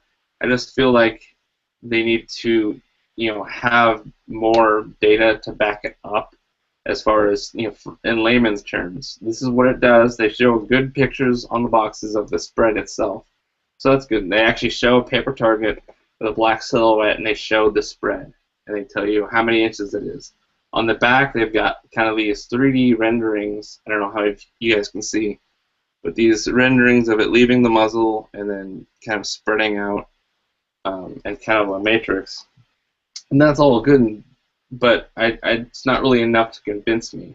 You know, I want to go to their website and see, you know, the ballistics gelatin results and all that. I just think it can be kind of honed and ironed out from a marketing standpoint. So anyway, 7.0. The pros, even out of an 18.5-inch smoothbore shotgun barrel, the semi-lethal and fully lethal segments spread out decently at a range of about 20 yards, 15, 20 yards. So it spread better than buckshot at that range. Buckshot would still be pretty tight at that range. So there was no failures or malfunctions. Both rounds cycled great in both the test platforms. So those are all the solid pros. The cons, the shotgun slugs protruding past the shell might decrease your overall capacity. There's no data yet on the safety of suppressor use. So that's another thing. Obviously, I don't have a Salvo 12 or like an Osprey 45, but because these guys are expanding out of the muzzle, you know, there's some room for expansion inside the baffles of the suppressor, and so I do not recommend shooting this out of a suppressor until they tell you which baffle design works with it, if any do. You know, maybe the Salvo 12 because it's got those little rods that go all the way to the end that lets gases expand but kind of guides the shot through. Maybe it'd be okay in that. I'm not telling you for sure. I would just be wary of that. You know, the overmarking was a big con for me. The overmarketing, just too much going on there. And the price per bullet is ridiculous. I mean, I don't even think the RIP rounds are this expensive. So you're kind of paying for the privilege to kind of test out something that's experimental, if you want to think about it that way. But the cost alone might just, you know, drive you away. So that's kind of a negative there. But I still gave it a 7.0 because I'm optimistic about it. So there is my long-winded review, but this product it was necessary. I think you guys will agree. Oh, yeah. Yeah, I mean, you did a good job explaining it. I mean, it basically tells me that, yeah, I'm not going to buy them. Yeah. No, yeah, you did a really thorough job on the website, and the video you put together was worthy of an Oscar. Oh, geez, thanks. Yeah, I actually watched it earlier. I'm a really big fan of YouTube videos and YouTube reviews at the range, so I really wanted to start doing that more myself. So that was kind of my first attempt. And being that I just picked up a bunch of nice camera gear for SHOT Show, kind of allowed me to, okay, well now I can use this gear at the range and start doing these video reviews, right? So I tried to do a decent job, keep it lighthearted, keep it short, so I appreciate that compliment. So yeah, basically, I mean, these separate out in, okay, if you think of a pie, 120 degrees 3 times make up 360 degrees, so it's just basically a Y shape with 120 degrees in between each segment flying out in a spiraling, stabilized motion. So the concept is awesome. I think if they were able to get the price down on these, I think it would be a little bit less of a novelty and more of like an alternative option that is more attainable to the average Joe who's trying to buy something, a self-defense ammunition. The fact that lots of shots miss. I mean, if you were to stand 10 feet from a target and draw from your holster and shoot from the hip and just kind of point shoot, unless you train like a madman, how many of us can say that we're going to hit on the first shot? Like, I can admit right away I'd be lucky to hit the paper. If speed is what you're focused on and not accuracy. This kind of gives you the ability to, maybe you've got one at the top of the magazine and then the rest are good old hollow points. That one initial shot gives you a chance to hit that target, and then you can bring the pistol to a full proper position, get your proper sight alignment on there. So it's got applications for sure. It's just I like to see more people try it out and kind of a little bit more fleshing out. Yeah. So. Yep, I was taking some notes while you were watching the video and reading your article, and you're right. This does look like it's a bola round, the BOLA, like the old gauchos used during the cowboy days in Texas and Mexico and stuff. But I'd be careful about the bola round because it is a felony to possess a bola round for a shotgun, and I'm quite sure this will qualify as a bola round in the state of Florida and in the state of Illinois. So if I bought that, put it in my gun, went to Florida, and a cop pulled me over and caught me with it, I'd be going to prison for a good long time. So I would highly recommend anybody get those. Take a look at the laws of the states you're going to visit with those rounds. I know you mentioned smart stacking. I'm not a fan of that. I mean, I just think it's kind of bad because you have to remember, okay, well, I've got two regular rounds, the bola round, and 2 more rounds. Where's the round at when you're in a gunfight? And that's probably not the time you want to be trying to remember what you're shooting and when you're shooting. Right. And like you said about suppressors, I'd be shocked if you can get away with using this in any suppressor, even a Salvo 12, because everything I've read on it, the Salvo 12 predicates a wadded shot. So if you're going to use a shot without a wad in it, you can't use it in the Salvo 12 because it uses that shot to hold the pellets together while they're traveling down the suppressor, and then the shot falls away once it exits the suppressor. Then it allows the pattern to open up. So I'd be very. That shot cup. Do what? You meant the shot cup? Yeah. Or the wad? Yeah. What I said? Yeah. Yeah, that's a good point. I didn't know that there was laws restricting bola type ammunition. So that's really good to know. Yeah, before I moved to Raleigh, I was born and raised in Florida, so I did a lot of research in Florida. Flechette's illegal, Dragon's Breath's illegal, any of the funky rounds, and I think they've even outlawed bean bags, which, but whatever. Yeah. And when they were talking about rifle shotguns, I think rifle shotguns are NFA items. I think they might be AOWs, but I'm not sure. Don't quote me on that. And if you'd like to send me one, I do have a Sega 12. I'd be more than willing to field test it with a Sega 12 to see if I can get the round into the magazine. Yeah. Well, I think I've got how many of these fully legals I have left? 3? No, I'm just kidding, man. Yeah.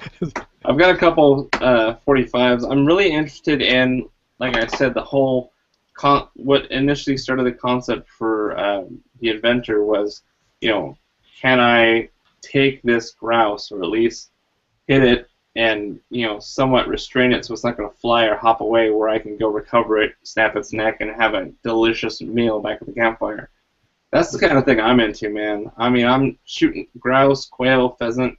When I'm out hunting, and I'm not seeing a lot of deer, the only thing that I come back home with a smile is if I bring back some delicious poultry.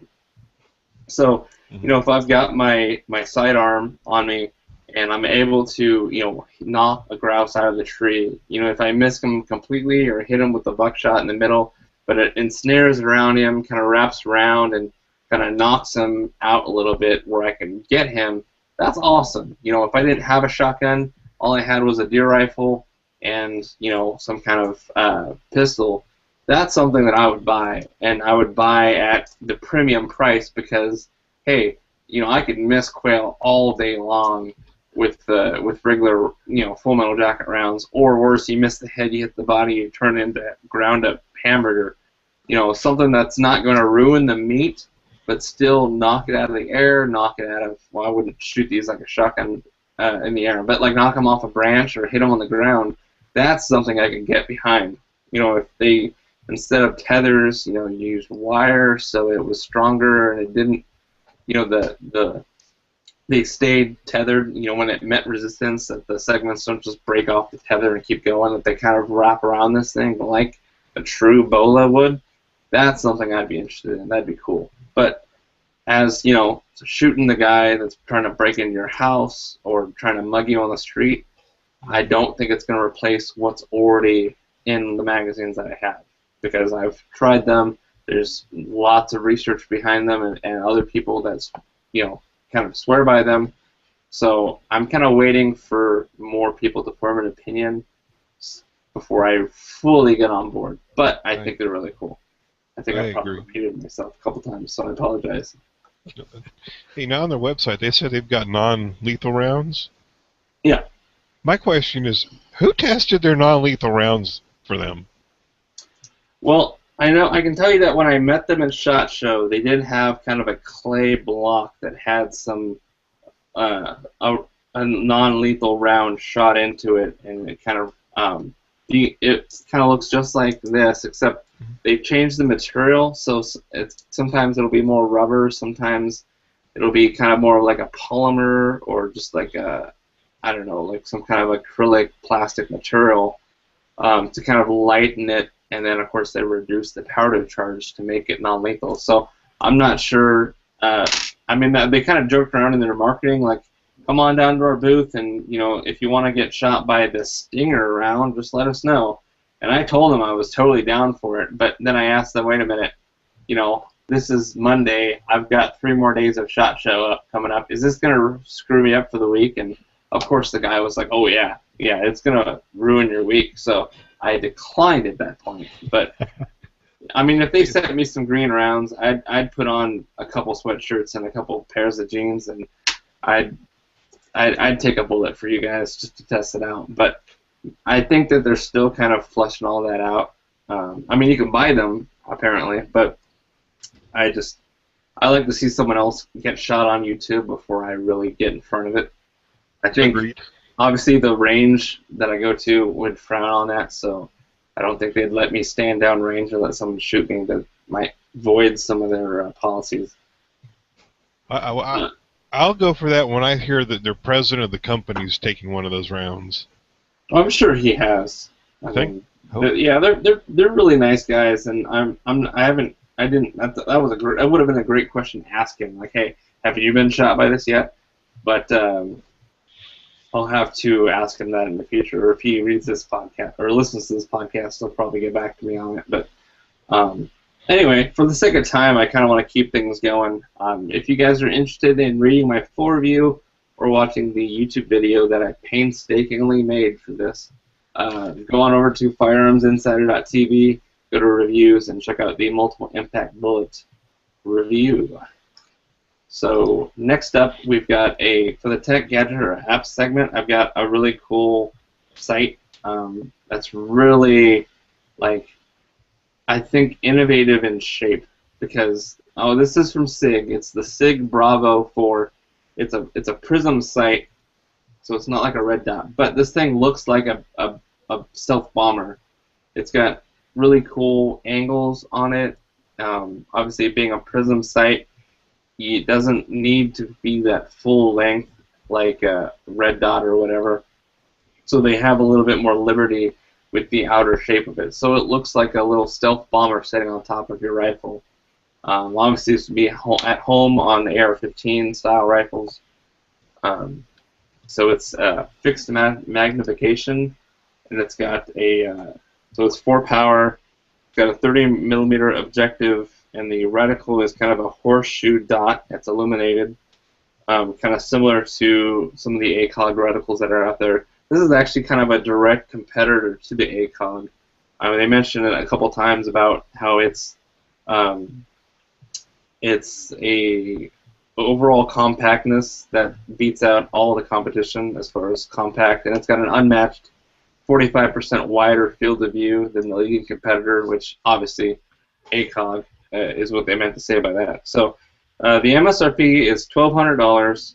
Got an eye relief of 2.2 inches. The weight is 14.2 ounces. The length is 6.3 inches.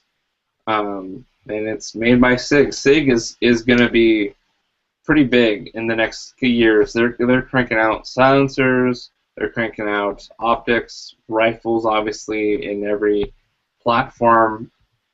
SIG is going to be a big name, or is a big name, but they're going to be even bigger. So this isn't the first isn't the first tactical rifle scope that they're going to be releasing. So stay tuned for more stuff. But I thought this was kind of interesting from what I saw at SHOT Show. What do you guys think about it?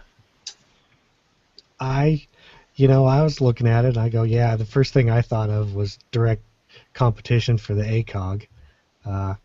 I've looked through a few ACOGs, and yeah, the field of view on them's not so great. So if they can improve upon that and still get the rugged reliability of an ACOG, that would just be spectacular. I mean, being the price, they're right in the same market as an ACOG, so that's a good thing. I saw somewhere that I guess you can get that. You can either get a 5.56 reticle or a 7.62 reticle in it. So that's another nice thing, depending on which caliber rifle you want to put it on. Yeah, and they are working on a 300 blackout reticle as well. So I don't know if that'll be supersonic only or have super and subsonic subtensions on that. But it's made out of lightweight magnesium, and so it's they call the design a robust deflection armor design. So kind of like some of the new modern APCs, or tank designs, really where it's got angles that are kind of deflecting. Not saying that if you get shot, it's going to deflect the bullet off of it, but it's kind of where the design inspiration aesthetics came from. It's got a auto off and a wake up for optimal battery life. I'm not seeing what battery it runs off of, but the cap on the side does say CR2, so I think that's a pretty good indication that it runs on a CR2 battery. It's got a Picatinny rail section on the top too, if you want to, attach like just a micro red dot, kind of get like a dual optics thing going on. And the mount for it, thank God. Well, actually, don't thank God quite yet, because one view, I see the big old thumb screws that I hate, and then on the other view, I see kind of just Allen head screws. So everyone knows, if you've been listening, that I hate big old knobby thumb adjustment screws on optics. So I'm not sure which one is true or not. Yeah, you can throw those away and get yourself the nuts that you like. God. Did you intend it to come out that way? No, I didn't. That's so perfect. God, you're sorry. Coming on. Jake is going to hear this and say, never have him on your show again. No, Nick is going to hear this and go, you need to have that guy on more often. He's hilarious. Yeah, that's probably what Nick will say. Yeah. Actually, I heard he's looking for victims on his show this month. You better go sign up. Yeah, our own TJ is going to be on a show this week. I know that. So yeah, he doesn't send me an invite, and so I'm actually I'm plenty happy with that. One podcast a week is enough for me.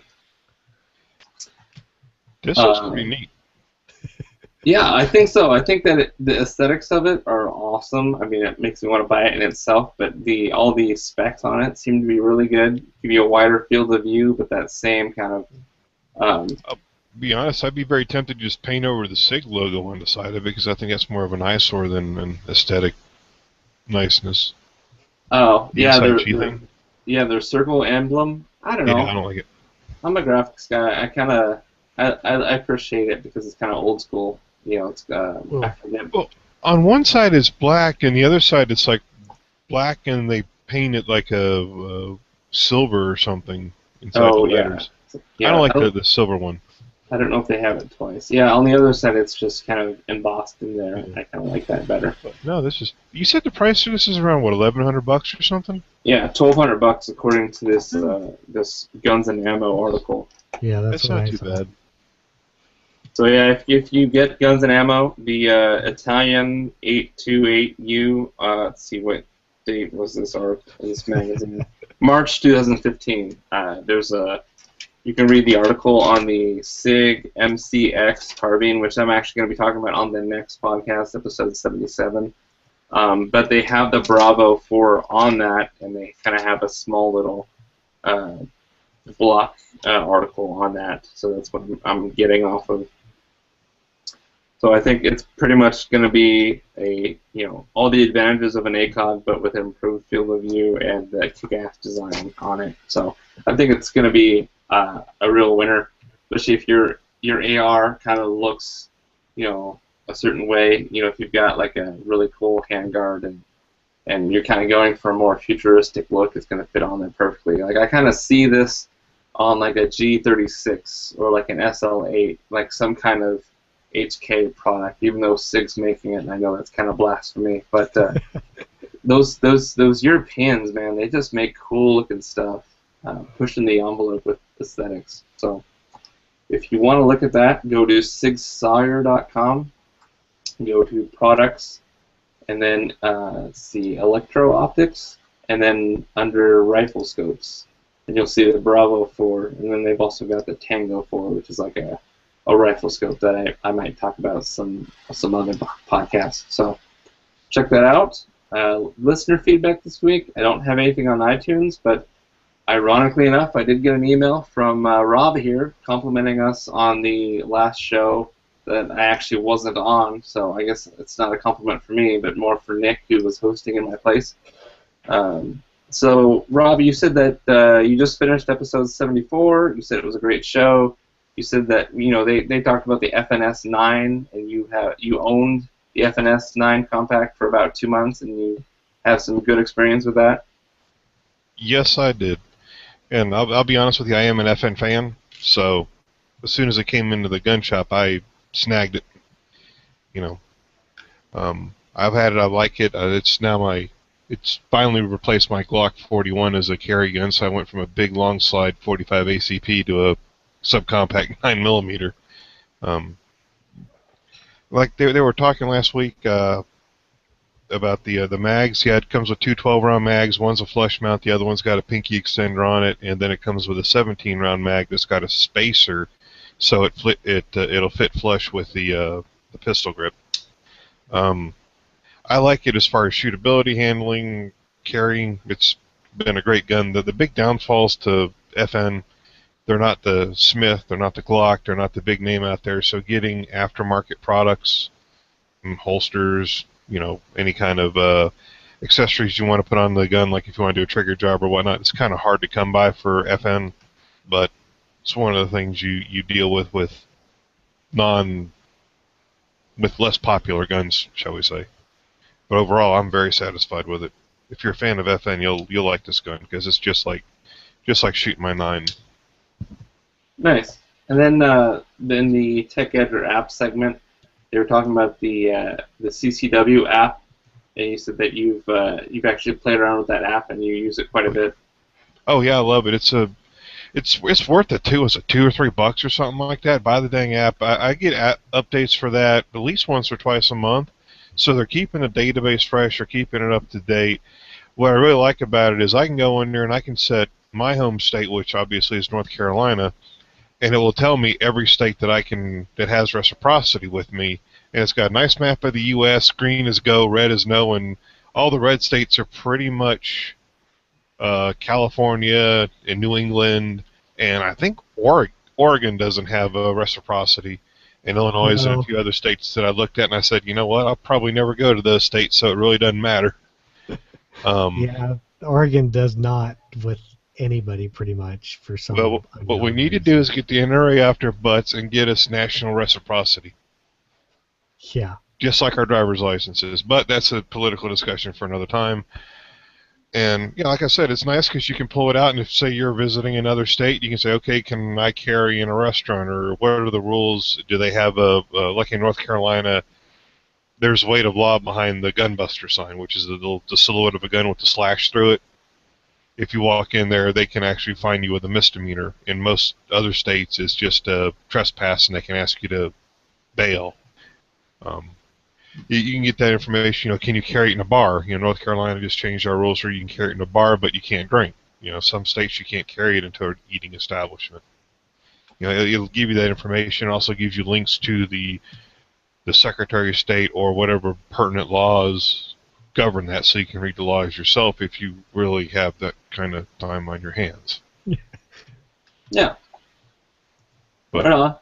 Well, yeah, but it's actually ironic that you came on the podcast, and I was going to read what the feedback that you had sent me anyway. So I really appreciate that. For actually proves to me that there's somebody out there listening to our podcast from beginning to end, and I really appreciate that interaction that you did. So thanks for doing that, Rod.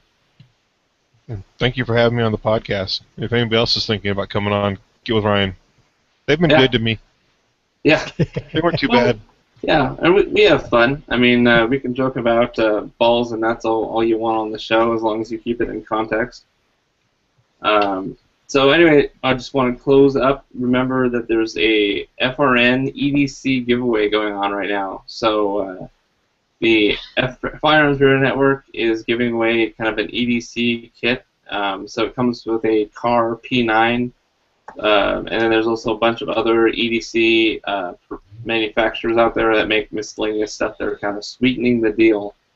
So all you have to do to enter is be a patron of one of the shows on the network. So you can be the Firearms Radio Network Patreon is what the organization's called. It's kind of like crowdfunding a little bit, but you're kind of being our patron. The company's called Patreon, Patreon. So the Firearms Radio Network has a Patreon that's monthly. Gun Guy Radio has a Patreon that's per episode. This Week in Guns is a Patreon per episode. And then We Like Shooting has a per episode. So all you got to do is be a Patreon of any one of those shows. If you're already a Patreon, then congratulations, you're already entered. If you're not yet a patron, sign up for any of the shows and you will automatically become eligible. So it's running from March 30th. Which was yesterday when I'm recording this now, and then it runs till June 30th. So you should have enough time to be a Patreon or a patron of one of those shows. And so if you don't want to be a patron, don't worry about it, because there's instructions below to get a free entry, no purchase necessary. So there's a little form there. All you have to do is send FRN your story on how did you find the Firearms Radio Network, how has it changed your life, how has listening to my podcast, actually you don't have to talk about my podcast because I'm not on Patreon. It can be any one of the podcasts on the Firearms Radio Network. Send us a testimonial using that form. Please omit any personally identifiable information, so you can use code names, Whiskey, Alpha, Tango, whatever. And then that can be your entry as well. Obviously, I'm not eligible because I host a podcast on the show.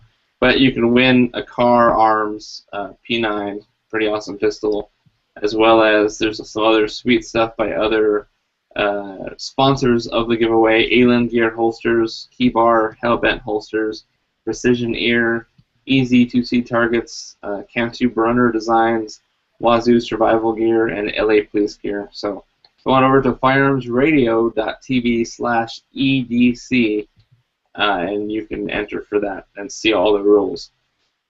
So, as always, if you want to send questions or comments, send them to podcast@firearmsinsider.tv or myself, cross@firearmsradio.tv. If you want to come on the show, just like Rob here, email myself, cross at firearmsradio.tv. Please remember to subscribe and leave us an iTunes review, especially if you want to win some sweet stuff that we got going on. Check out all the other shows on the Firearms Radio Network at firearmsradio.tv/iTunes. And be sure to visit the Firearms Insider website for reviews and future industry coverage, including NRA show that's coming up. So Chad, Rob, thank you guys so much for coming on the show. It was a blast. It was hilarious. So it couldn't have done it without you. You're so welcome.